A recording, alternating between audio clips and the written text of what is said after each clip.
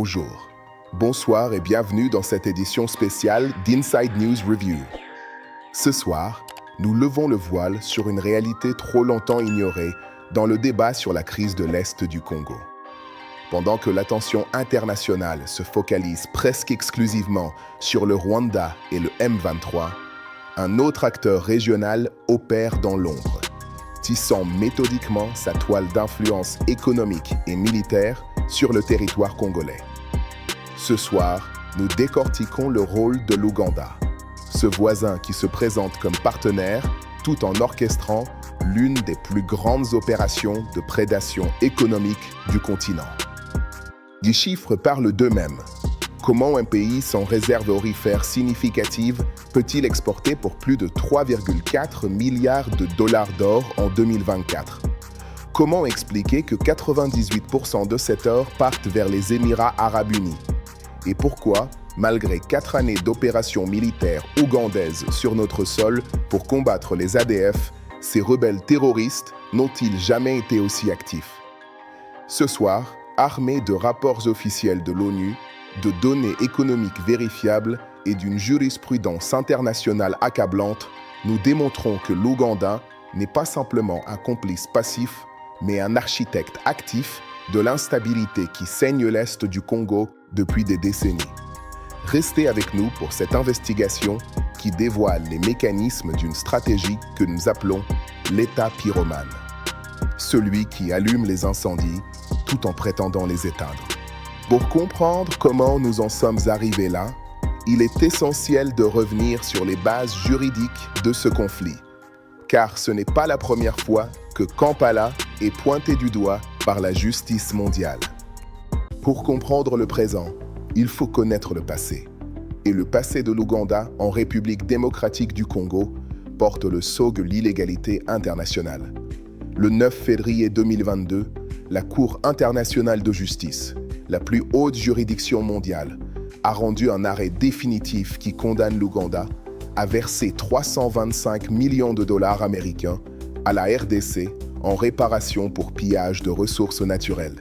Cette décision ne relève pas de l'opinion, mais du droit international établi.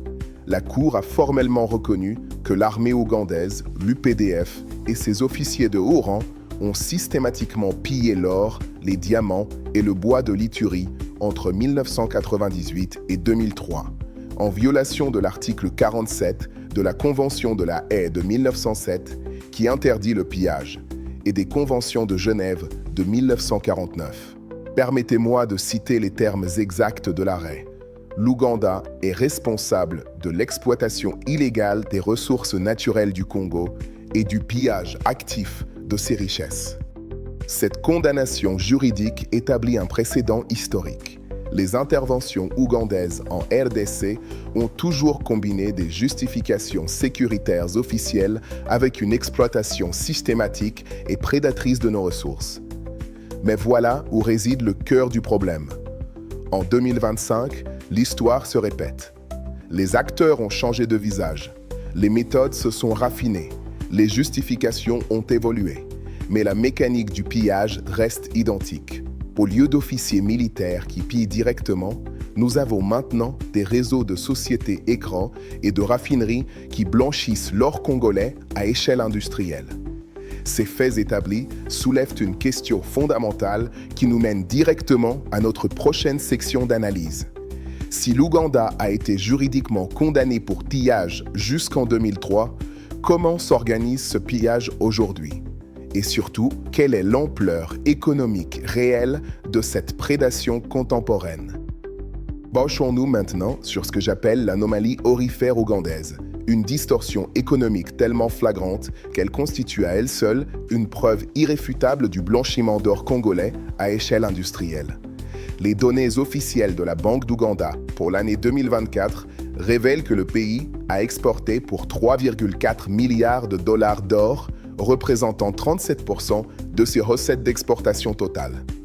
En 2025, selon le ministère des Finances ougandais, les exportations d'or ont atteint 1,91 milliard de dollars pour les 5 premiers mois seulement, avec un pic de 485 millions de dollars rien qu'au mois de mai.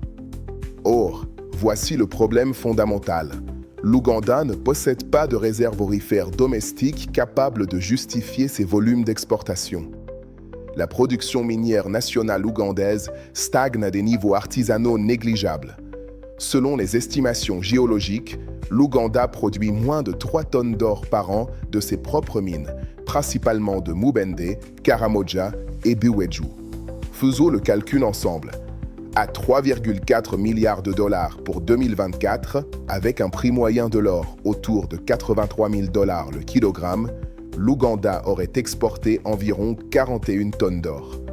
Comment un pays qui produit 3 tonnes peut-il en exporter 41? Cette simple équation mathématique révèle l'existence d'un système de blanchiment massif. La destination finale de cet or est tout aussi révélatrice. Les statistiques officielles montrent que 98% des exportations ougandaises d'or partent vers les Émirats arabes unis, spécifiquement vers Dubaï.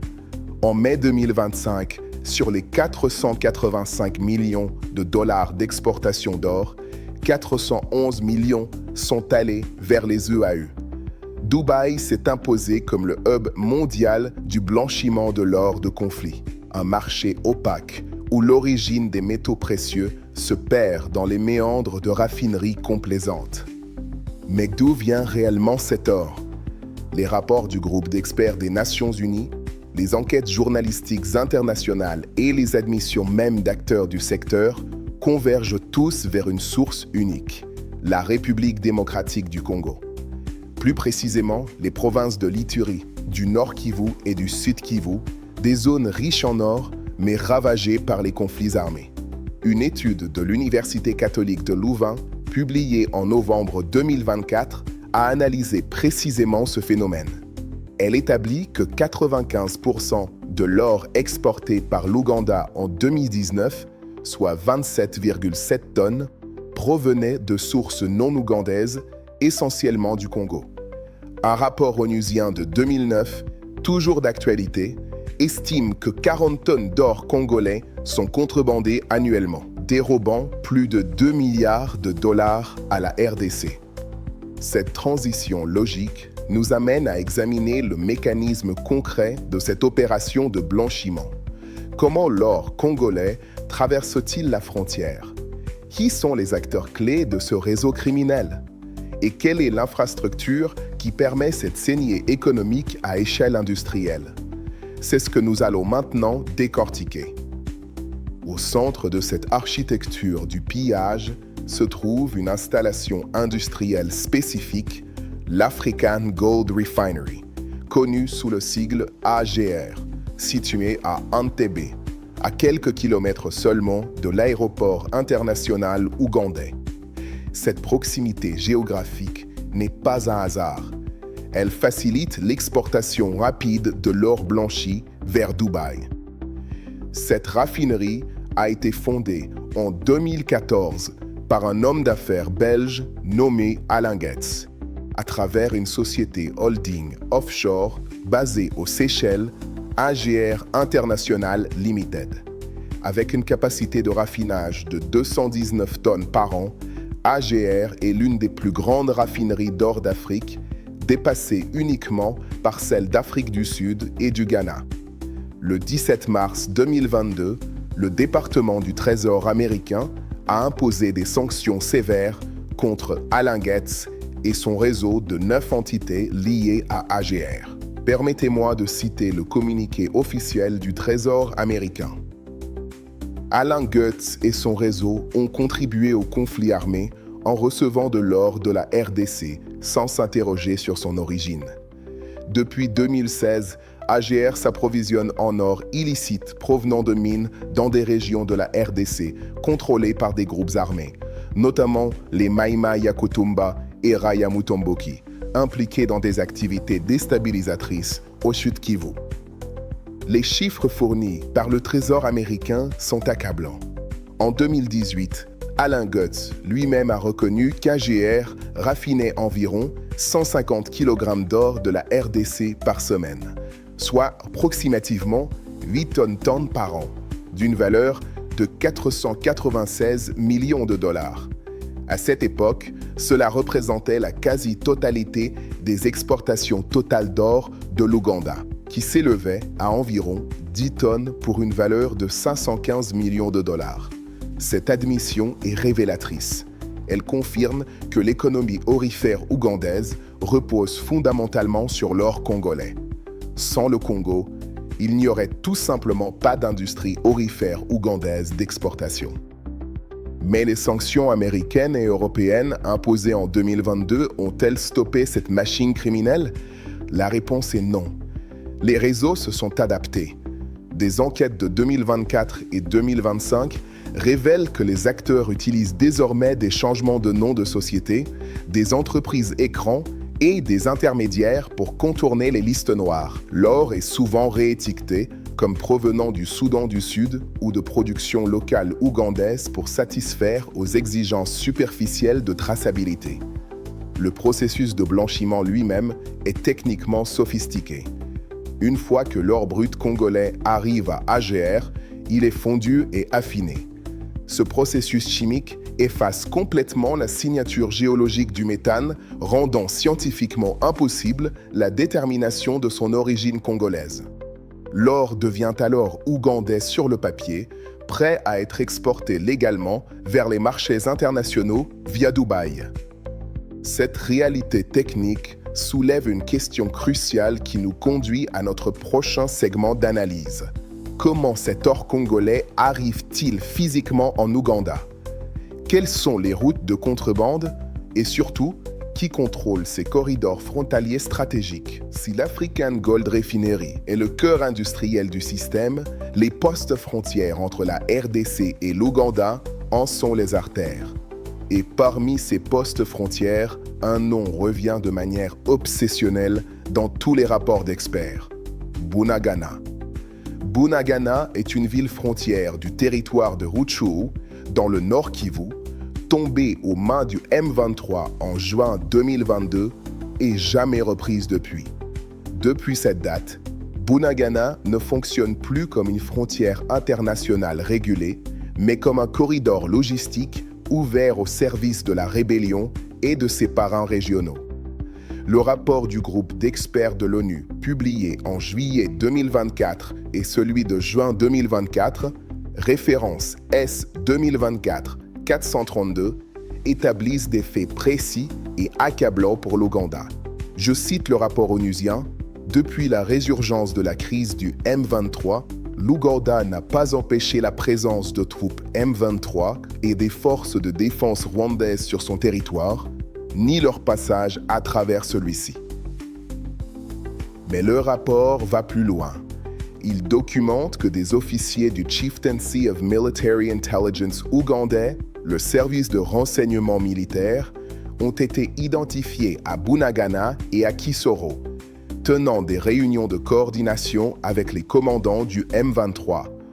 L'Ouganda sert de lieu de transit et de repli sécurisé pour les leaders politiques et militaires du mouvement rebelle. Des témoignages visuels et des rapports de renseignement confirment le passage régulier de camions de marchandises depuis l'Ouganda vers la zone occupée par le M23, approvisionnant les rebelles en vivres, carburant et matériaux essentiels pour soutenir leur effort de guerre et leur administration civile.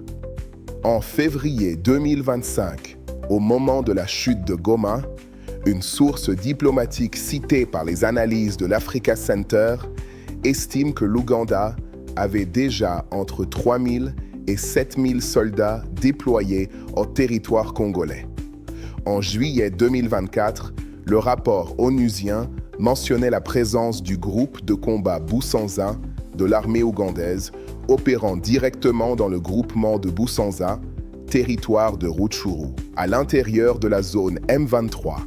Cette présence militaire ougandaise dans une zone de rébellion, sans mandat de la communauté d'Afrique de l'Est et en dehors de l'accord de l'opération Shuja, constitue une violation flagrante de la souveraineté de la RDC. C'est une agression caractérisée, similaire à celle du Rwanda, mais l'Ouganda bénéficie d'une couverture diplomatique parce qu'il maintient officiellement des relations de coopération avec Kinshasa. le général Muhoozi Kainerugaba, fils du président Museveni et chef des forces terrestres ougandaises, a déclaré en février 2025 sur les réseaux sociaux: l'UPDF continuera de développer sa propre sphère d'influence et de capturer toute la frontière entre la RDC et l'Ouganda. C'est notre sphère d'influence. Rien ne s'y passera sans notre permission. Cette déclaration publique révèle l'ambition territoriale réelle de Kampala. Non pas seulement combattre les ADF, mais établir un contrôle permanent sur la zone frontalière congolaise et ses richesses minières. Ces constats soulèvent une interrogation majeure qui va structurer notre prochaine section. Si l'Ouganda maintient des milliers de soldats en RDC officiellement pour combattre les ADF, quel est le bilan réel de cette opération sur le terrain? Les ADF ont-ils été neutralisés? Et surtout, quels sont les véritables objectifs de cette présence militaire ougandaise? L'opération Shuja, lancée en novembre 2021, constitue la face officiellement respectable de l'intervention ougandaise.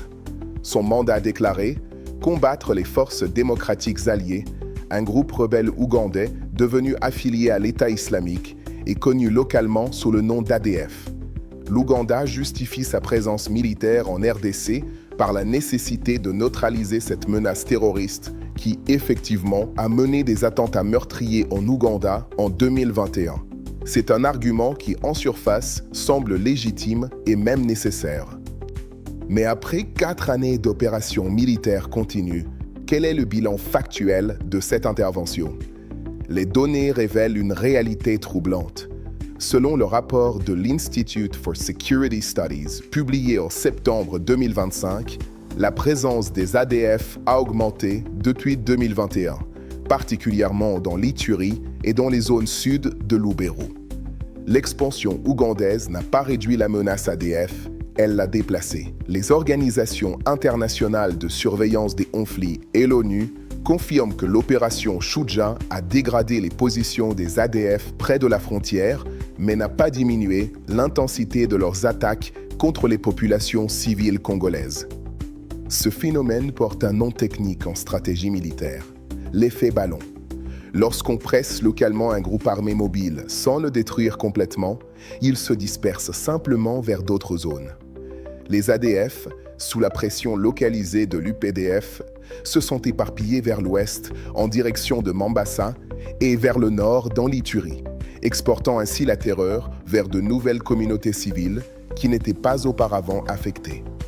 Mais voici l'élément le plus révélateur. Une analyse cartographique des déploiements de l'UPDF montre une corrélation parfaite entre les positions militaires ougandaises et les intérêts économiques de Kampala, plutôt qu'avec les bastions terroristes des ADF. Les troupes ougandaises se concentrent sur la sécurisation des axes routiers Kasindi-Beni-Butembo, dont la construction a été attribuée à l'entreprise ougandaise Dot Service. Ce projet routier est vital pour l'Ouganda, afin d'écouler ses surplus manufacturiers vers le marché congolais lucratif, qui a importé pour 542 millions de dollars de marchandises ougandaises durant l'année fiscale 2024-2025, selon la Banque d'Ouganda. L'autre priorité stratégique de l'UPDF est la sécurisation du bassin du lac Albert, où les compagnies pétrolières Total Energy et CNOCC développent des gisements pétroliers massifs côté ougandais. L'opération vise à créer une zone tampon pour protéger ces installations pétrolières critiques et le futur oléoduc EACOP qui transportera ce pétrole vers l'océan Indien. En juin 2025, l'armée ougandaise a même annoncé avoir occupé 2 villes congolaises, Kasenyi et Chomia, situées sur les rives du lac Albert. Le porte-parole de l'armée ougandaise a utilisé le terme exact « occupé », révélant involontairement la nature d'annexion de facto de ces opérations. Ce qui émerge de cette analyse factuelle, c'est un constat troublant. L'Ouganda utilise la lutte contre le terrorisme islamiste comme un parapluie diplomatique pour dévier les critiques internationales sur son rôle dans le pillage de l'or et son soutien au M23. Tant que la menace ADF persiste, la présence de l'armée ougandaise en RDC reste justifiée et légitimée. Paradoxalement, la survie des ADF sert les intérêts stratégiques de Kampala. Cette dynamique nous conduit naturellement à examiner une dimension géopolitique souvent ignorée, mais absolument fondamentale pour comprendre la crise actuelle. La rivalité entre l'Ouganda et le Rwanda, deux anciens alliés devenus compétiteurs féroces pour le contrôle économique de l'Est congolais. Pour saisir pleinement la complexité de la situation actuelle, il est impératif de comprendre la relation entre les présidents Yoweri Museveni et Paul Kagame. Cette relation a évolué d'une alliance historique fraternelle vers une rivalité sanglante qui structure aujourd'hui toute la géopolitique de l'Est congolais. Dans les années 1980 et début 1990, Kagame était un protégé de Museveni.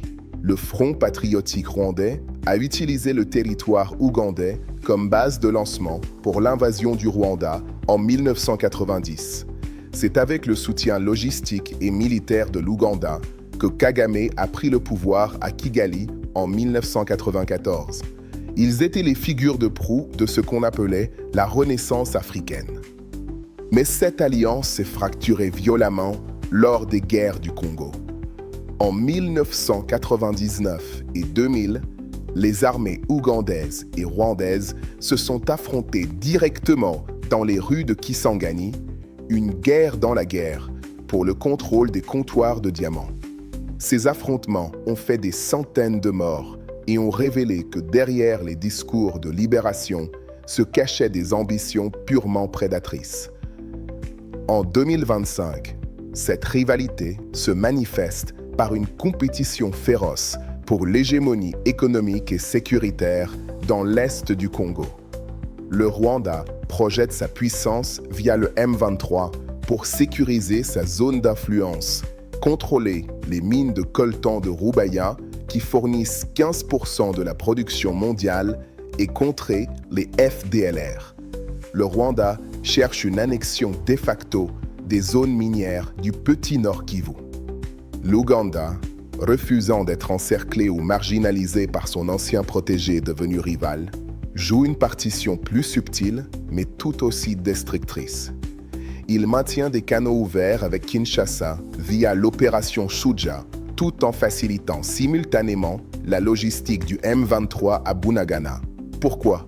Pour s'assurer qu'aucune force hostile ne contrôle les routes commerciales vitales pour ses exportations vers l'est de la RDC. Un analyste régional cité par The Conversation en février 2025 résume parfaitement cette dynamique.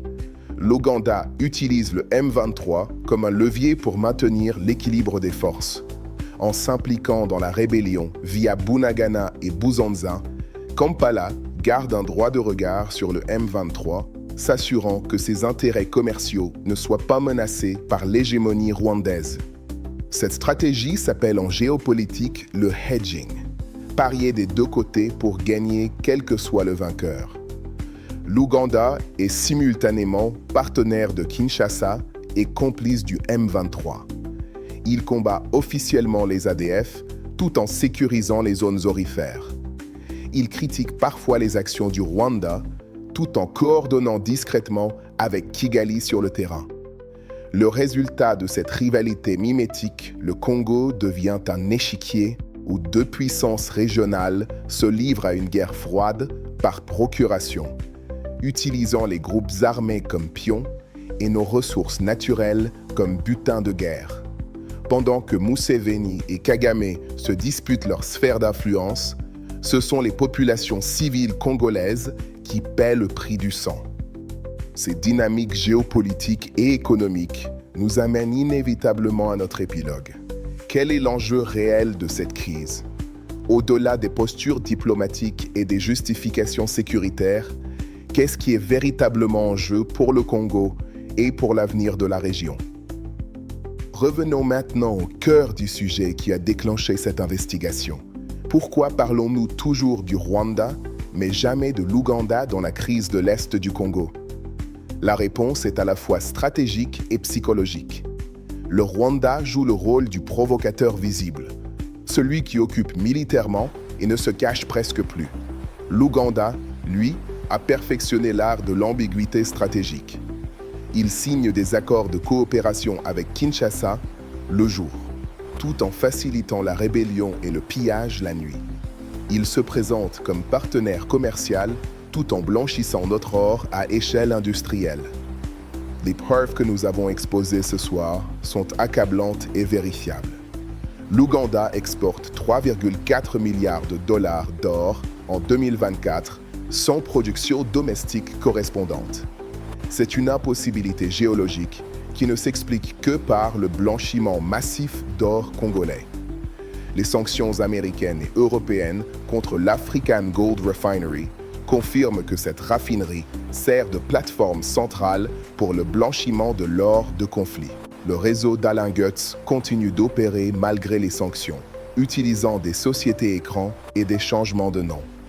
L'Ouganda maintient entre 3 000 et 7 000 soldats sur le territoire congolais, un chiffre qui a triplé depuis 2021, déployés sans consentement total du gouvernement congolais pour certaines extensions.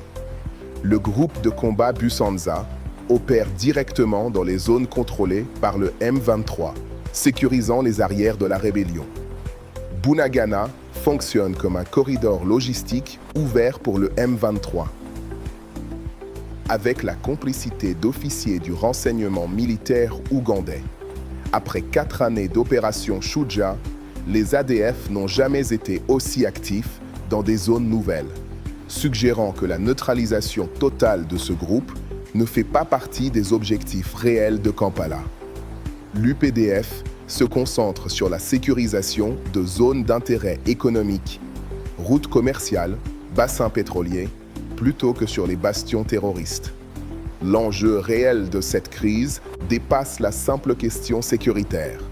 Ce qui se joue dans l'est du Congo, c'est la bataille pour la souveraineté économique de notre nation.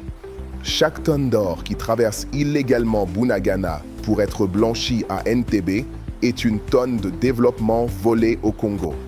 Chaque dollar qui arrive à Dubaï est un dollar qui ne construit pas nos écoles, nos hôpitaux, nos routes. Selon les estimations onusiennes de 2009, 40 tonnes d'or congolais sont contrebandées annuellement, représentant 2 milliards de dollars de pertes pour notre économie.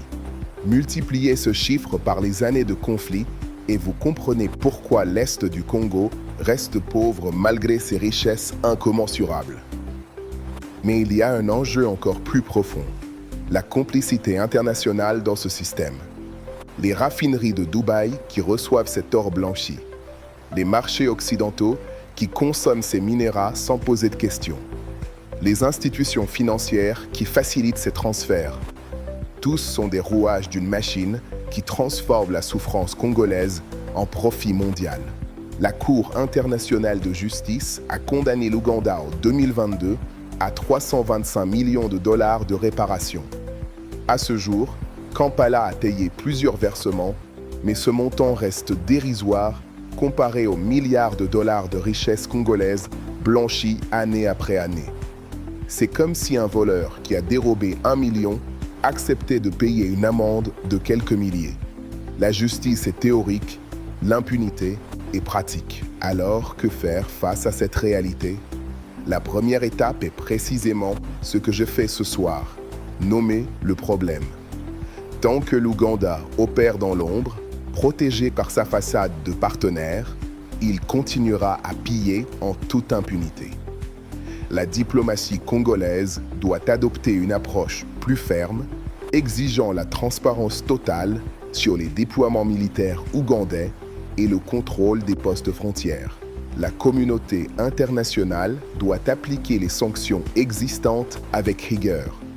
L'African Gold Refinery et le réseau d'Alain Goetz continuent d'opérer malgré les sanctions américaines et européennes. Cela révèle l'échec des mécanismes de due diligence face à la complicité étatique. Il faut des inspections sur le terrain, des contrôles stricts des circuits d'exportation et des poursuites pénales contre les acteurs individuels de ce réseau. Mais au-delà des solutions diplomatiques et juridiques, il y a une question qui m'interpelle profondément ce soir. Une question que je veux vous poser, citoyens congolais qui nous regardez. Jusqu'à quand accepterons-nous d'être les spectateurs impuissants du pillage de notre propre nation? Le Congo ne manque pas de ressources. Nous avons l'or de l'Ituri, le coltan du Kivu, le pétrole du lac Albert, les forêts de l'Équateur. Ce qui nous manque, c'est la volonté collective de dire assez, de refuser que nos richesses financent les armées qui nous massacrent, de rejeter une mondialisation qui transforme notre sang en bijoux à Dubaï. Cette émission d'investigation se termine ce soir, mais le travail de vérité continue. Inside News Review existera tant que le Congo aura besoin de journalistes qui refusent les narratifs simplistes, qui creusent derrière les apparences, qui nomment tous les acteurs de notre tragédie. Pas seulement les plus visibles, mais aussi ceux qui opèrent dans l'ombre. Lou Gordon n'est pas le seul responsable de la crise de l'Est du Congo, mais il est un complice majeur, un architecte actif de l'instabilité, un bénéficiaire direct de notre chaos. Et tant que nous ne nommerons pas ce rôle, tant que nous ne dénoncerons pas cette complicité avec la même vigueur que celle du Rwanda, rien ne changera. La vérité, mesdames et messieurs, n'est pas une opinion. Elle se construit avec des chiffres vérifiables, des rapports officiels, des décisions de justice. Ce soir, je vous ai donné ces faits. À vous maintenant de les partager, d'en débattre, de les utiliser pour exiger des comptes de vos dirigeants et de la communauté internationale. Merci d'avoir suivi cette édition spéciale d'Inside News Review. Je vous donne rendez-vous très bientôt pour une nouvelle investigation au cœur de l'actualité qui façonne notre nation. D'ici là, restez vigilants, restez informés et surtout, restez debout. N'oubliez pas de vous abonner à notre chaîne et d'activer les notifications pour ne manquer aucune de nos émissions d'investigation. La vérité est notre arme. L'information est notre résistance. Bonsoir à tous.